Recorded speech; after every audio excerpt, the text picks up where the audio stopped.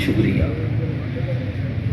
تو نعمتوں کی جو فہرست ہے ایک لمبی، اس میں ایک نعمت پر میں گفتگو کرنا چاہتا ہوں، وہ ہے ادب۔ ادب کیا ہے؟ ادب یہ ہے کہ بندہ اپنے حضور کے قریب ہو جائے۔ حجت الاسلام حضرت مولانا حامد رضا خان اعلیٰ حضرت کے بیٹے، اعلیٰ حضرت کے ذکر پر اتنی خاموشی پریشان کن ہے۔ سبحان اللہ، اس کا محبت اعلیٰ حضرت، اعلیٰ حضرت۔ عظمت مصطفیٰ کا مسئلہ ہے، اعلیٰ حضرت چپ نہیں رہ سکتے۔ عظمت صحابہ کا مسئلہ ہو، اعلیٰ حضرت چپ نہیں رہ سکتے۔ عظمت اہل بیت کا مسئلہ ہو، اعلیٰ حضرت چپ نہیں رہ سکتے۔ عظمت سیدنا امیر معاویہ کا مسئلہ ہو، اعلیٰ حضرت چپ نہیں رہ سکتے۔ اور پھر جب عظمت اعلیٰ حضرت کا مسئلہ ہو، سنی کیسے چپ رہ سکتا ہے؟ عشق محبت، عشق محبت اعلیٰ حضرت، اعلیٰ حضرت۔ بس یہ میں نے آپ کی خدمت میں اعلیٰ حضرت کے بیٹے حضرت مولانا حامد رضا، آپ کے پاس صدر الشریعہ بدر الطریقہ حضرت مولانا امجد علی اعظمی بھی بیٹھے ہوئے تھے، اور حجت الاسلام خود بھی بیٹھے ہوئے تھے۔ ایک سید آئے، پینٹ شرٹ پہنی ہوئی تھی، ٹائی بھی لگائی ہوئی تھی اور داڑھی بھی نہیں تھی۔ علم کا کوہ ہمالیہ حجت الاسلام مولانا حامد رضا اٹھے، 4 قدم آگے بڑھے اور شاہ صاحب کو جھک کر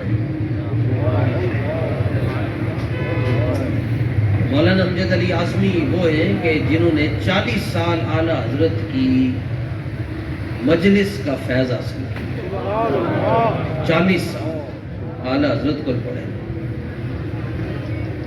اور فرماتے 40 سال دے اندر ایک باری بھی انج نہیں ہویا کہ اعلیٰ حضرت دی مجلس دے اندر کسی دنیا دار دی گل ہوئی ہو۔ جدوں بھی گل ہوئی ہے حضور دی گل ہوئی ہے۔ چھوٹا دعویٰ نہیں ہے، تائیں آج جنہاں دے نعرے لگ رہے ہیں، نعرے ہمیں نہیں لگتے۔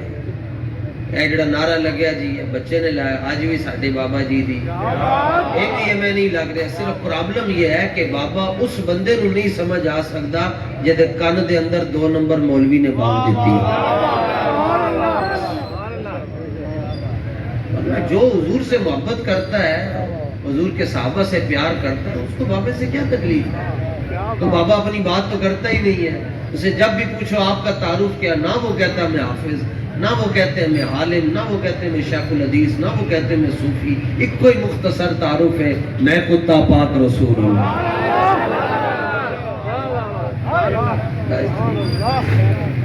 تو حضرت مولانا حامد رضا کھڑے ہو گئے اور شاہ صاحب کو جھک کر ملے، تو مولانا امجد علی اعظمی فرمانے لگے حضور، ان کو یہ نہیں تھا پتا کہ یہ خاندان سادات سے، وہ کہنے لگے آپ ایک فاسق کو اٹھ کر مل رہے ہیں،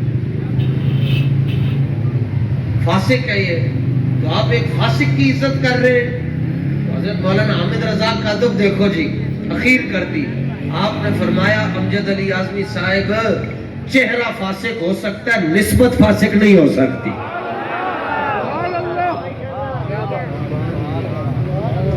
تو فرمایا جس کی رگوں میں خون رسول دوڑ رہا ہو، پھر جب وہ آئے تو پھر کیوں نہ کھڑے۔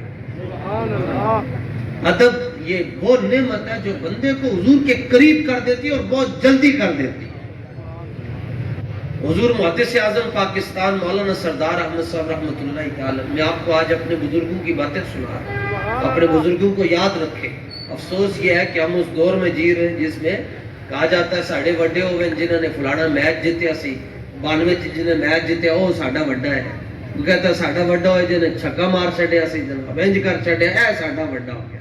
بھائی ہمارے بڑے وہ ہیں جنہوں نے حضور کی عزت پر پہرا دیا ہے، جنہوں نے حضور کی ختم نبوت پر پہرا دیا ہے۔ ساڈا وڈا نور اللہ قادری نہیں ہے، ساڈے وڈے مولانا خادم رضوی ہے، ہمارے بڑے طاہر اشرفی صاحب نہیں ہے۔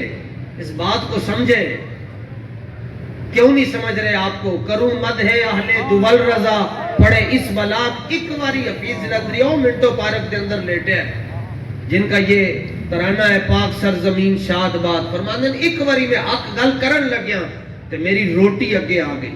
کوئی مجبوری آ گئی میں کہ یار اگر ایتھے حق گل کیتی اس طرح میں کہوں جناب ہن میں محفل والے تے بلا بیٹھن جے میں ایتھے کوئی حق گل کیتی تے اگلی باری یہ مینوں نہیں بلان گے. ایسے استادوں کو سبق ہی نہیں پڑھیا. قسمت دی مہربانی ہے کہ انہیں بابے دے قدم وچ بٹھا چھڈے. آپ نے حق بات حفیظ جلندری فرماتے ہیں بس میں حق گل کرتا رہ گیا. حالانکہ ترانہ پاکستان لکھیا ہے پاک سرزمین شاد باد اور شاہنامہ اسلام لکھیا ہے. نثر دے اندر اعلیٰ حضرت ورگا کوئی نہیں, نظم دے اندر حفیظ جلندری ورگا کوئی نہیں ہے. بس میں حق بات کرتا رہ گیا. بس پھر وہ رہ تو گیا, چڑی اڑ گئی. پھر بعد میں ایک ہی بات کہتے کہتے میں نے حق چھوڑا تھا اندیشہ غربت سے حفیظ. سوچتا ہوں تو اس احساس سے دل ہل جاتا ہے, اس امر سے نہ تھی مجھے کچھ آگاہی کہ رزق تو اس زمانے میں کتوں کو بھی مل جاتا ہے. روٹی دی خاطر بھی کدی حضور دے نال کوئی بے وفائی کرتا ہے. روٹی دی خاطر ساڈے بزرگ فرماندے نو عارف کھڑی فرماندے نو جلیا بے غیرتی دے گوشت نالوں ساگ سروں دا چنگا. تو حضرت محدث اعظم پاکستان کے ہمارے بڑے یہ حضرت سردار احمد صاحب رحمۃ اللہ تعالی علیہ, آپ کے پاس ایک مفتی صاحب بیٹھے ہوئے تھے, ایک فتویٰ آیا. کسی دیوبندی وہابی نے آقا علیہ الصلوۃ والتسلیم کے حوالے سے کوئی ہلکی بات کر دی تو آپ تک وہ مسئلہ پہنچا. آپ نے فرمایا مفتی صاحب اس کا جواب لکھے. تو فتوے کا اصول یہ ہے کہ اوپر عبارت لکھی جاتی ہے کہ فلاں نے یہ کہا ہے تو نیچے اس کا جواب لکھا جاتا ہے. اب وہ مفتی صاحب نے اوپر مسئلہ لکھا تو جب نیچے جواب لکھنے لگے تو حضرت محدث اعظم پاکستان سردار تھے, جٹ برادری اور قادری چاپ نے چھال ماری اپنی مسجد تو اٹھ کے. تو وہ مفتی صاحب کو کہنے لگے مفتی صاحب خدا کا خوف کرو تسی. کہنے لگے حضور تسی فرمایا مسئلہ لکھو تے جواب لکھو, میں جواب لکھ رہا ہوں.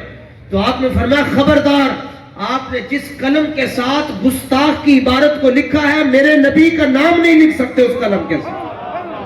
آپ نے اپنی ایسکوٹی جو نمی قلم کٹی, فرمایا یہ نیا قلم لیجئے اور اس سے میرے نبی کے قصیدے لکھیے.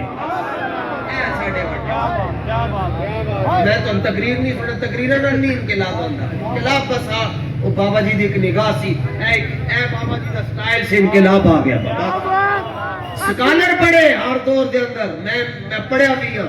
جنہوں کوئی یہ مسئلہ ہے نا کہ مولوی گلاں اور کر رہے تھے, علم دیا گلاں کرے, پہلے اٹھ کے اپنا معیار دسے کہ بھائی میں اتنا پڑھیا پھر میں اودے نال گل کراں. 37 یا 38 سال میری عمر ہے, میں نے 27-28 سال پڑھتے ہو گئے.